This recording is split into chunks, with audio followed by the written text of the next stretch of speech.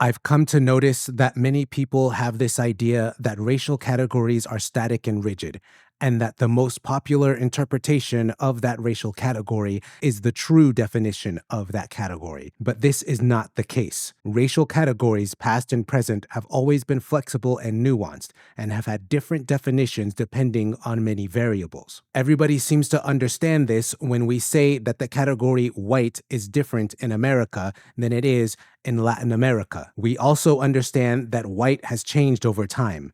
But when I made a post describing Pardo as the mix between African and Native American DNA, people lost their shit.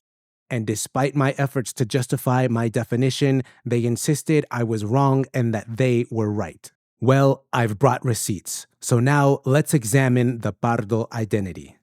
Most of you who know this term have learned it from the Brazilian context pardo with an U sound, porque a gente não tá falando espanhol, a gente tá falando português. What the hell did you just say? But there still seems to be a misunderstanding. It is correct to say that pardo means triracial, European, African, and indigenous, but it is incorrect to say that this is the only one true meaning of pardo in Brazil.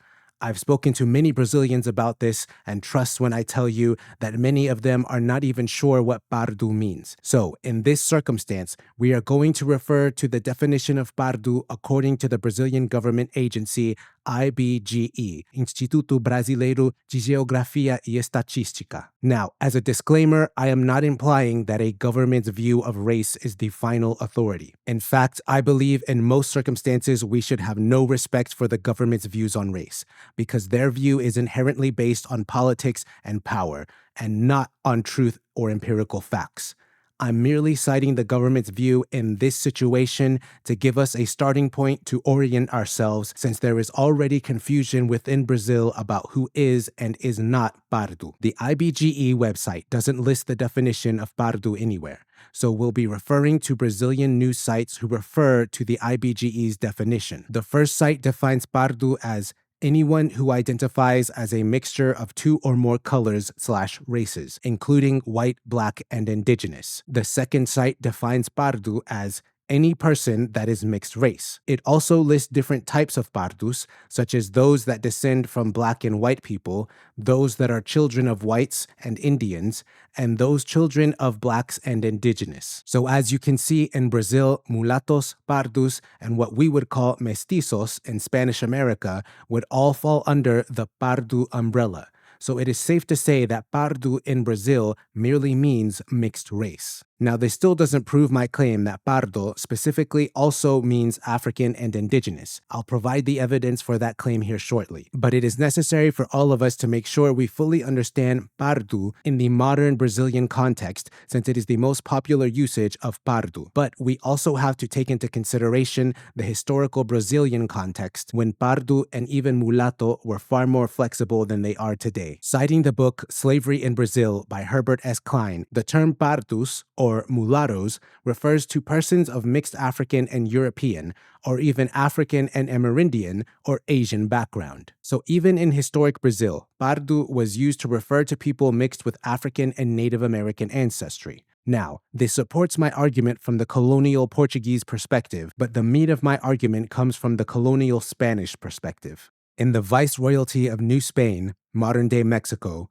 pardo referred to people mixed with African and indigenous ancestry, but as you'll see, it became a little more blurry over time. Citing the book Before Mestizaje by Ben Vinson III, he writes, "Despite the literally infinite possibilities within the racial stock of the Spanish colonies, three main bloodlines formed the core: Españoles, whites; Indios, Indians; and Morenos, blacks. These groupings in turn gave rise to a selection of frequently cited mixtures: mestizos, mixture of white and Indian; mulattos, mixture of white and black; and pardos or zambos, mixture of black and Indian. Over time, pardo became virtually synonymous with mulatto, thereby losing much of its indigenous referencing. Throughout the book, Vincent describes how in colonial Mexico, the authorities divided the mulatto category into different types, such as mulatto blanco, mulatto amestizado, but this typing did not happen with the term pardo.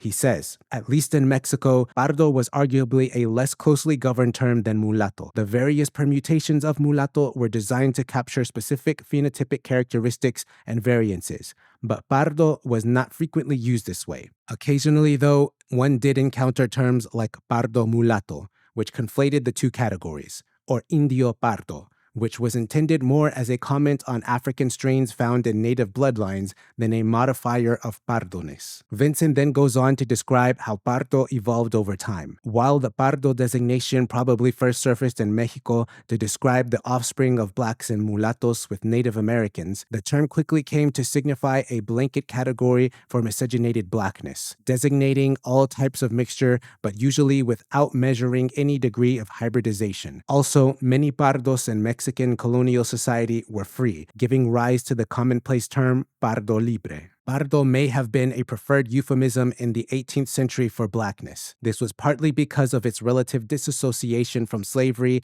and the softer expression of blackness it connotated, in contrast to more edgy words like mulatto, morisco, and lobo, as well as the social privileges that pardos had begun to accrue. In Anne Twynham's book, Purchasing Whiteness, she discusses how in the Spanish colonies, mixed-race people could purchase the privileges of whiteness via a legal mechanism known as gracias al sacar. In her book, Twynham highlights the ambiguity of the terms pardo and mulatto in the Spanish colonies. Take the terms pardo and mulatto. Although both are of Spanish origin, the former is not as well known in English, although the latter has its own borrowed English equivalent, mulatto, with two T's. How then would a native language Spanish or English reader envision a pardo or mulatto? One possibility, given historic differences in racial constructions, is that a Guatemalan or Peruvian might assume that a pardo and mulatto would appear somewhere in a continuum between white and black, with the possibility that he or she would be quite light-skinned. Twynham then goes on to describe how pardo at one point in time referred to what we would call today multi-generational mulattos. As with most terms, generalizations are challenging, given that the usage is almost always situational, varying by region, time, and the perspective of the individual. However, a word search of those whitening cases where pardo and mulatto appears reveals them commonly used together, with only rare instances where those involved made explicit distinctions between the categories. One Cuban petitioner, for instance, explained that mulatto designated someone immediately born of white and black. In contrast, he added that his family was not mulatto, but rather pardo, given there had been 6 subsequent generations of mixture with white. So as you can see, pardo had many different interpretations and still does to this day. As a final note, I'll add that in Venezuela and Colombia, pardo is also used. But to my understanding, in both countries, pardo strictly means triracial. The problem that I'm trying to address is this idea that racial identities are not open to interpretation.